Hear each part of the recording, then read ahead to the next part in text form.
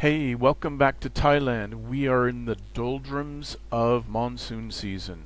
Threat of rain every day, drizzle, downpours. You're never quite sure if it's safe to go outside and if you're going to get dunked on. So, I'm here in my room looking at the clouds and fighting with Atmel software again. So, in the last video, I said I was going to give ASF3 a try, which is the previous version of the Atmel software framework. It's not just kind of an older version where ASF4 is a more improved, more refined version. It's a totally different animal. It's disappointing that they even kept the same name for it. And ASF3 is also known as ASF. So when you're trying to do a Google search, but you're only looking for ASF4 information, you get a lot of ASF3/ASF information along with it, and also on different chips that are supported by that. I don't want to know anything about the PIC controllers. I just need help with my SAM family chips. So Googling this stuff is not easy. Anyway, let's dive in and I'll show you what I found about ASF3 versus ASF4. And the short answer is they both suck. The longer answer is if they were complementary and you merge them together, there are things that are terrible about ASF4 that are dead easy in 3, and things that are stupid in 3 work fine in 4. So let me just walk you through some things I found. First thing, ASF4 on this side, ASF3 on this side. ASF3 you simply include ASF.h.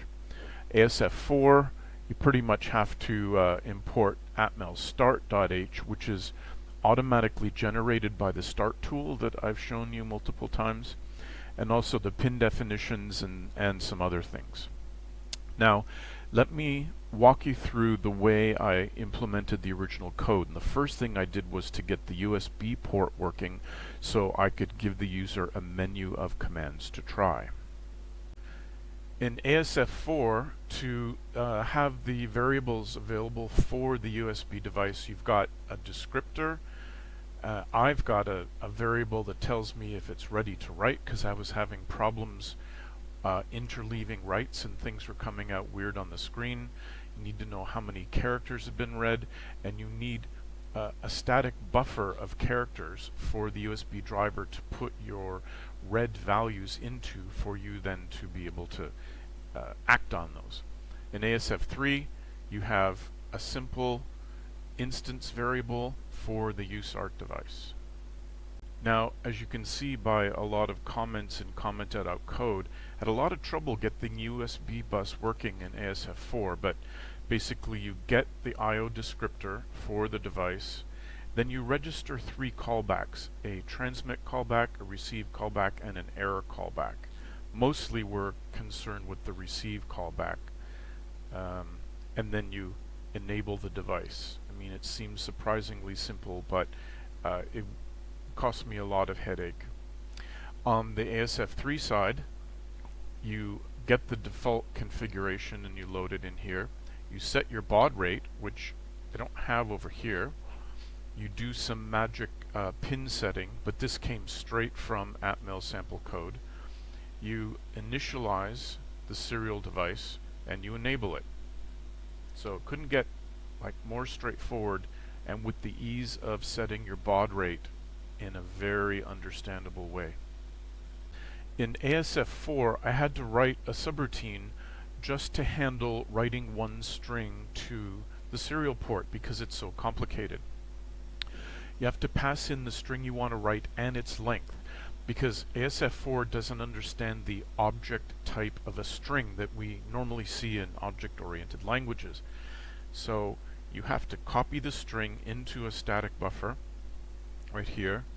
Then you have to wait until the something else that may be being written to the port is complete. So you spin here and wait.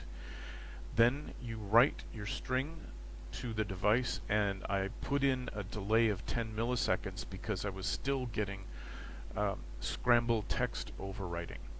Now in ASF3 I didn't need a special routine because you just use the printf function. And this is very common in C, and the printf is this entire string right here. That's what I want to print. I can print this all in one command, and printf, every time I have something like a variable descriptor here, it looks down this list of parameters, substitutes the value in here, and goes. So this is my entire display the menu to the user system. One printf command. It couldn't be easier. They moved to ASF3 and it became this nightmare. And here's my display menu subroutine. You'll see I have a different string for each of the lines of text I want to write out. I probably could have converted this all into one string, but I was trying to do a line at a time. And you have to use sprintf to put the characters you want and copy them into a buffer and then get the length of that. Then you do this multiple times. If you have parameters, it will substitute them in. And then at the bottom, I call my USB write command with the string name and its length. And so that's a bit more pain than I want to live through as a developer just trying to write text to a USB port. It is the single simplest thing that someone would want to do with one of these devices. Now let's move on to timers, where ASF4 is easy and ASF3 is hard.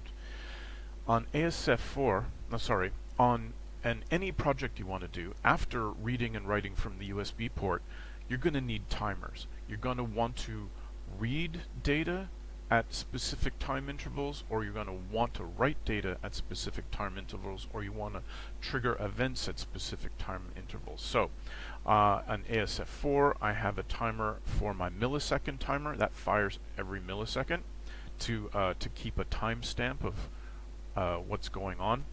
I have a timer to blink the blinky LED. I have a timer that drives reading my analog values for voltage and current. I have a timer for CANbus to write data to CANbus.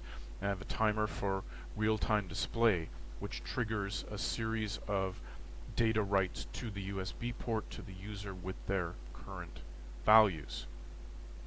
Over in ASF3, there's a thing called TC module, and so far I got timer millisecond and timer blinky working, and you'll see why I stopped.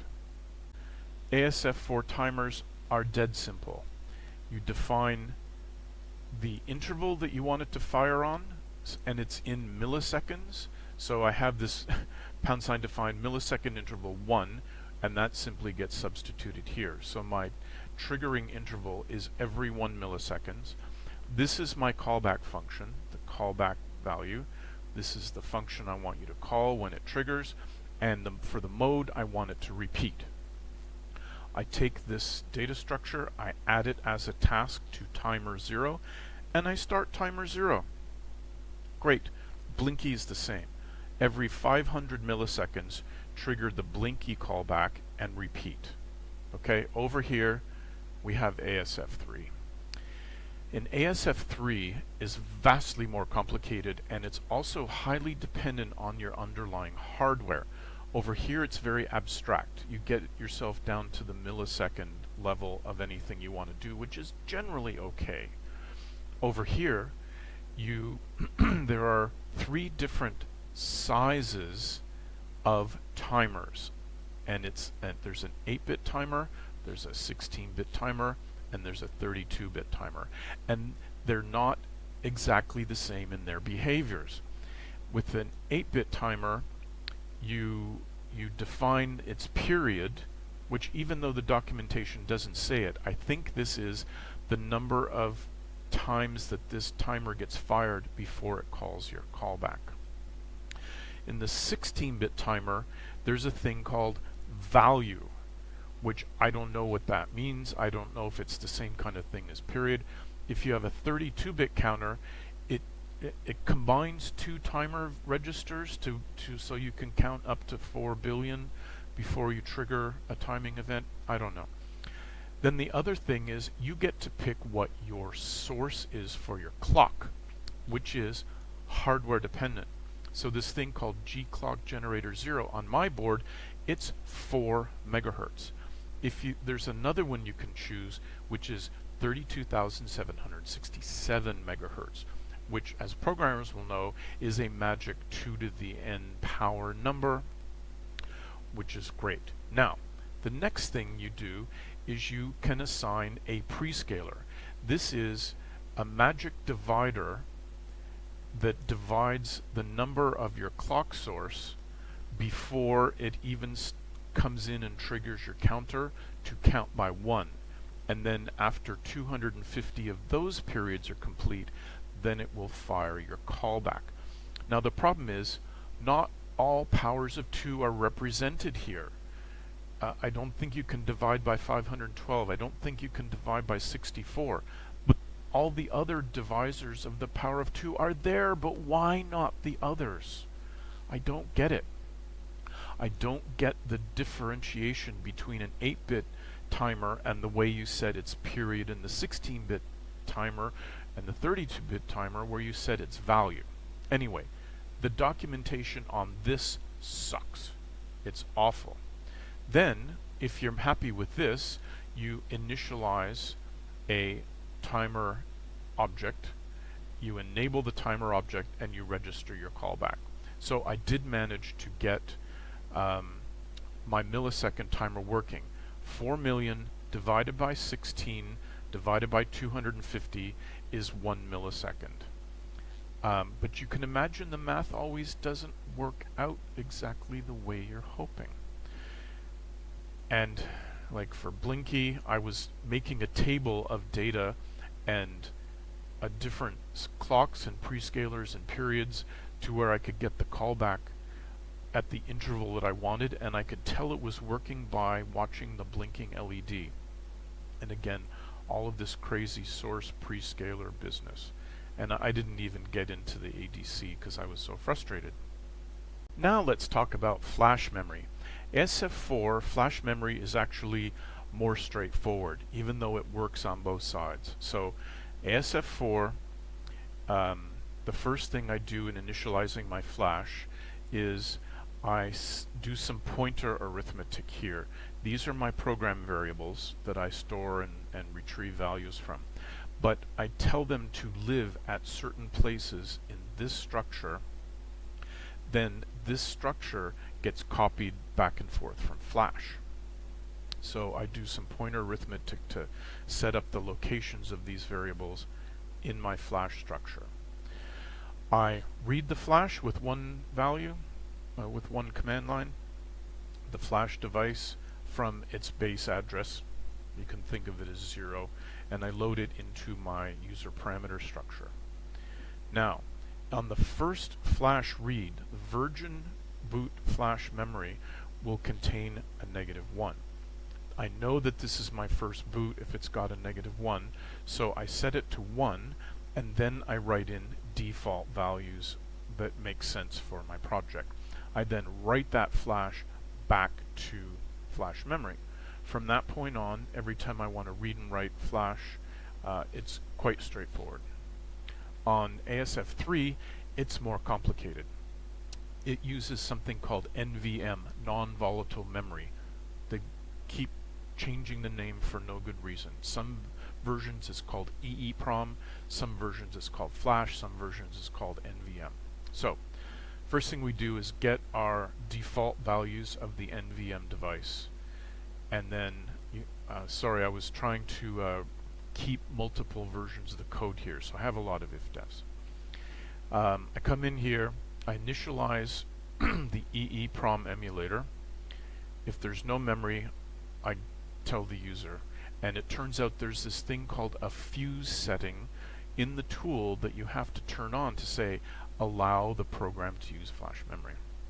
Otherwise, I erase it, I initialize it, and I leave. Then I do the same pointer arithmetic. Now, here's the thing. In ASF3, you have to worry about the way memory is stored in terms of the number of rows in a page and the size of a page. So if you have a lot of memory a lot of variables that need to be stored in your flash memory, you have to do a lot of arithmetic to figure out if I'm storing my 1273rd byte, on which row of which page does that live, and you get to pass that in as your parameter here when you're doing your write. And so it's too close to the hardware for me. I don't care about that. That's something that you guys need to worry about. Okay, so my next thought was, if I'm having all these problems with ASF3 and 4, you know, I can see the software is creaky, but maybe I'm having underlying hardware problems. And so I thought I would start from scratch with the actual board made by Microchip called the SAMC21 Explained Pro. And the first thing I would try is, let me just read some voltages off the pins. And right on the board there's A0, A1, A2, A3, A4, A5. I should be able to read 6 different discrete analog voltages. I'll plug in a battery into the board and see what happens. Well, I used a sample that came with the board, because the ATmel tools know you plug in a certain board by its USB signature, and it says, hey, do you want to play with a sample for reading analog voltages? And I said, of course I do. And it said, okay, here's a crappy sample for you. Now, I think the sample initially came like this, with this line configured. So, to read, to set up your analog to digital converter, you have a structure, you get your defaults.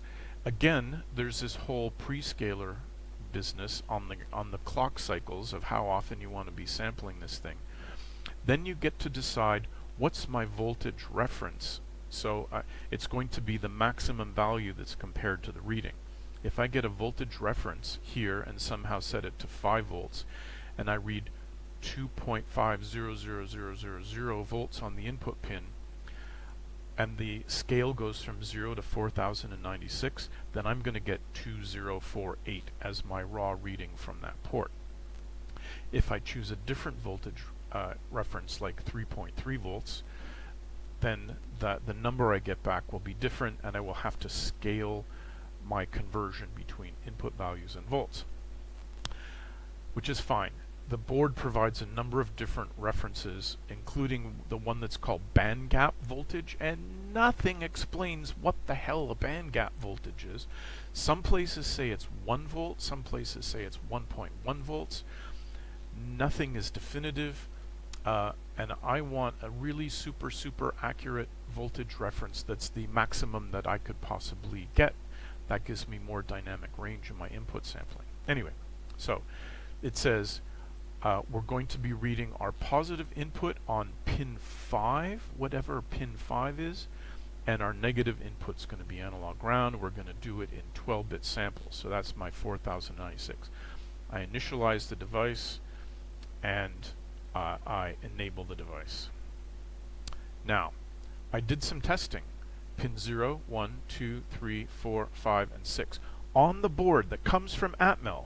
That is their development, testing, and evaluation board.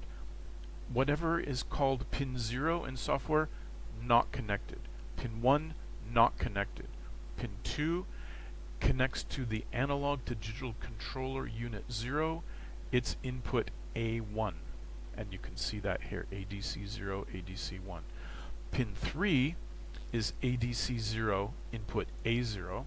Pin 4 is ADC1A1. Pin 5 is ADC1A0.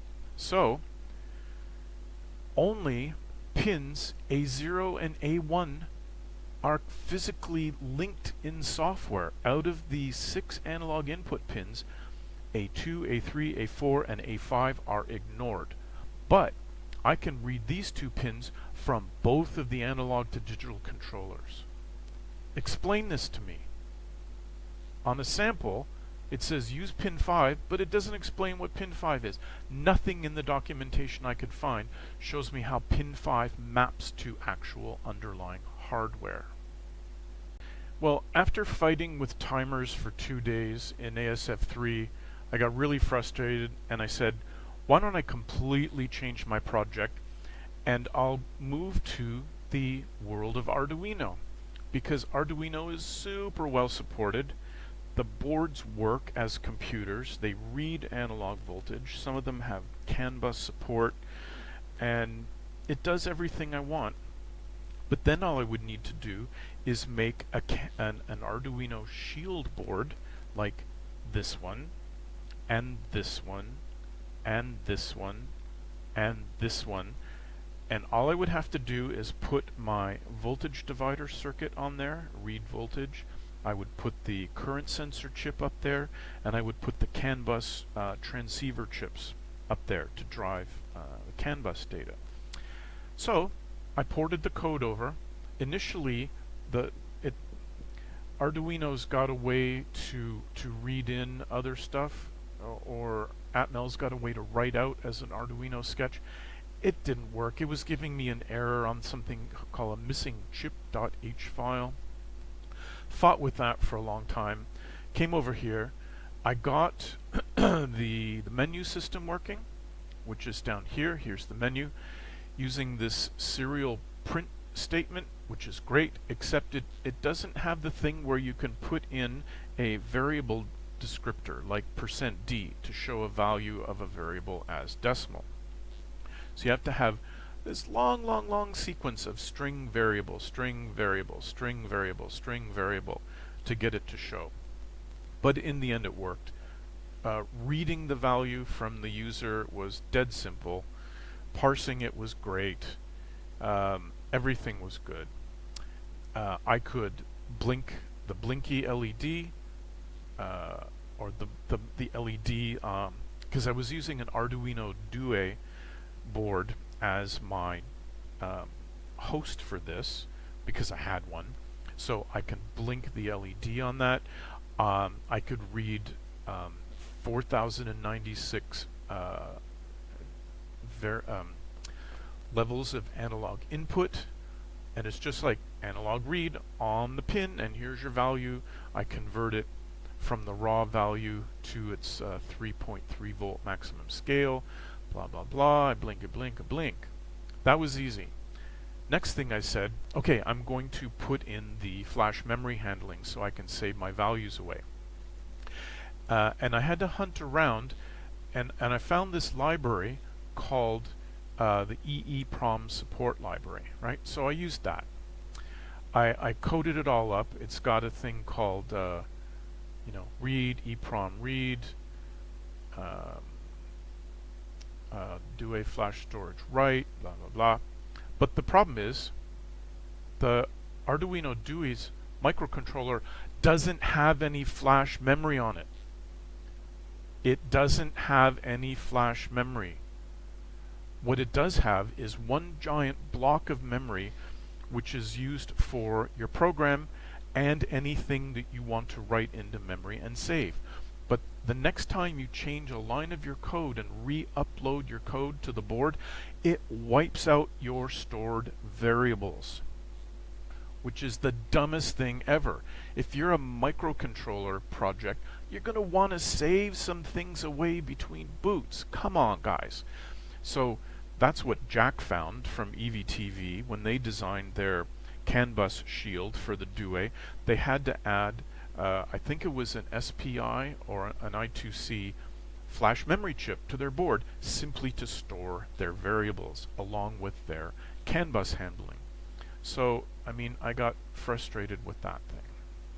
So, out of all of that, everywhere I turn, bad software, bad documentation, board functionality that I can't get to, much less use in an effective manner. So what am I going to do? I'm going to look at pictures of puppies. They're so cute and they make me so happy. And then I'm going to go back to ASF3 because it is the software package that has gotten me as close to my final solution as I think I can. And I'm going to go back and update my circuit board. I'm going to add the LED driver transistors. I'm going to add a 4.096 voltage reference. And I'm going to do all the other things that I've got on the list. I'll redesign the board, I'll respin it. I'm going to get the stainless steel solder mask plate, and I'm going to try the solder mask thing, spread on the solder paste, and put the components on and slowly heat them up with my air gun as a new cool way of building my circuit boards. And then we'll just go from there in the never-ending, and I mean never-ending project. So, cross your fingers and enjoy the puppies. Oh, there's Welcome, people who stayed to the end of this exciting video. I just want to let you know I've had a bit of an epiphany about YouTube, and it makes me sad. I've been asking people to subscribe to my channel and click the like button in the hopes that YouTube would recognize my channel and kick in a little ad revenue for all these goodies that I'm buying to help me with my little projects. And I realize it's all in vain. YouTube is caring less and less about the people who use its channel. Even the big boys and the big girls are having to go to something like Patreon for financial support, and I'm just not worthy of a Patreon following for anybody. So if you've enjoyed my stuff and you want to see more of it, go ahead and click subscribe and like if you like. Otherwise, just enjoy this picture of my beach here in Thailand and enjoy the rest of your day, and I thank you very much.